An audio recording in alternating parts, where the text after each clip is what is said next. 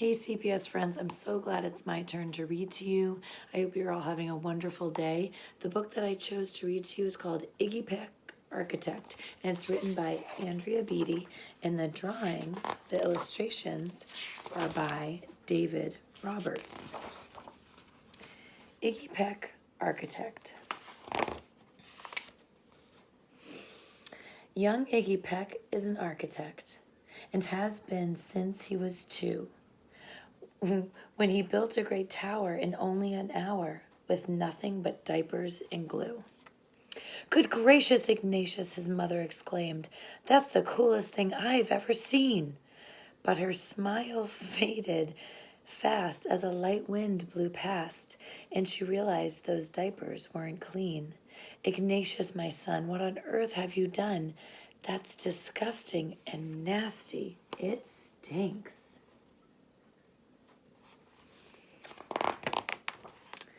But Iggy was gone. He was out on the lawn, using dirt clods to build a great sphinx.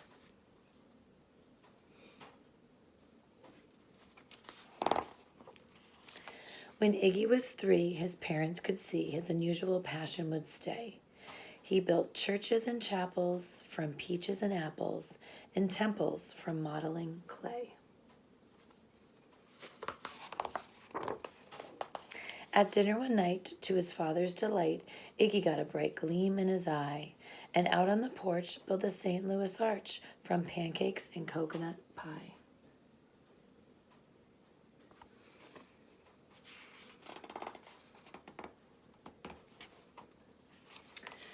Dear Ig had it made until 2nd grade, when his teacher was Miss Lila Greer.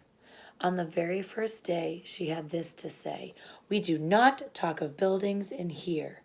Gothic or Romanesque, I couldn't care less about buildings ancient or new."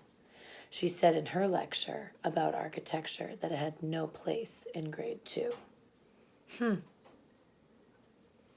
at this castle over here he's building out of pieces of chalk. So cool.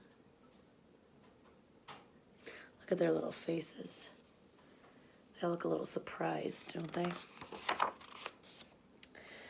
That might seem severe, but she was sincere, for when she was no more than 7, she'd had a great fright at a dizzying height in a building so tall it scraped heaven. On an architect's tour of the 95th floor, young Lila got lost from her group. See, there's the group leaving. She was found 2 days later in a stuck elevator eating cheese with a French circus troupe. After that day, it's quite safe to say she thought all building lovers were nuts. As a teacher, she taught that, above all, one ought to avoid them, no ifs, ands, or buts. As you might guess, it would cause Iggy stress to hear such terrible talk. But he didn't hear. He sat in the rear while building a castle of chalk. "You, Iggy Peck, your desk is a wreck. Tear down that castle right now. You will not build in here. Is that perfectly clear? Do you need to see Principal Howe?" "No, ma'am," Iggy said, and he lowered his head, and his heart sank down to the floor. With no chance to build, his interest was killed. Now 2nd grade was a bore.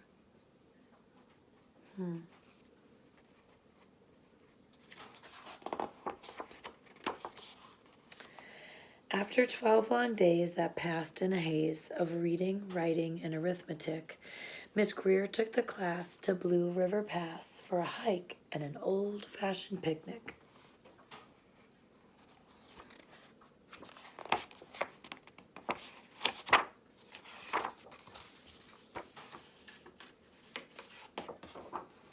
They crossed an old trestle to a small island nestled in the heart of a burbling stream. But they no sooner passed than the footbridge collapsed, and Miss Lila Greer started to scream. "We're trapped here, oh my, alas, kids, goodbye." Her eyeballs rolled back in her head. She dropped to the ground with a vague groaning sound. Luckily, fainted, not dead.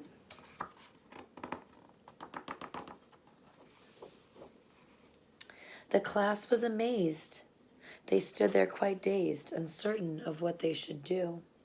But one bright young man was off hatching a plan, which started with Miss Lila's shoe. Who do you think that young man was? Soon each lad and lass there at Blue River Pass was working as one, working together as one. And when she came to, Miss Lila Greer knew that something quite brave had been done.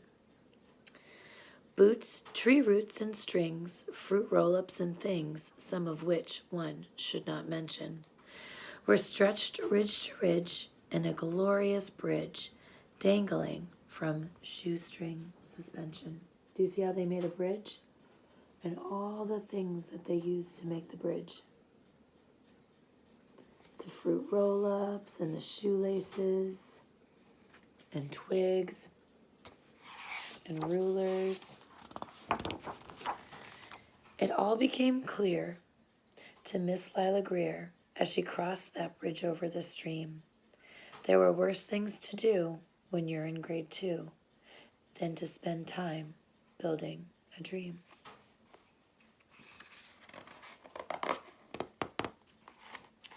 Now every week at Blue River Creek Elementary in 2nd grade, all the school kids can hear, along with Miss Greer, how the world's greatest buildings were made. The weekly guest speaker in a t-shirt and sneakers talks of buildings from Rome to Quebec. Of course, he's the guy who builds towers from pie, that brilliant young man, Iggy Peck. I hope you guys enjoyed that story. My sons and I love to read this book, and then we also love to build and create things in our own house out of stuff that we find in our recycling bin, in our craft box, and stuff that doesn't need to get thrown out.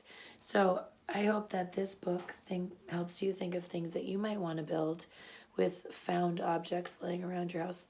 Make sure you ask your loved ones first before you start pulling stuff out of the trash. But yeah, I hope you have a wonderful day, guys. I really miss seeing all of you, but I'm so glad to be able to watch videos of my teacher friends, and I know Luke loves watching videos of his teacher friends. I hope you all have a wonderful day and stay well, and keep in touch.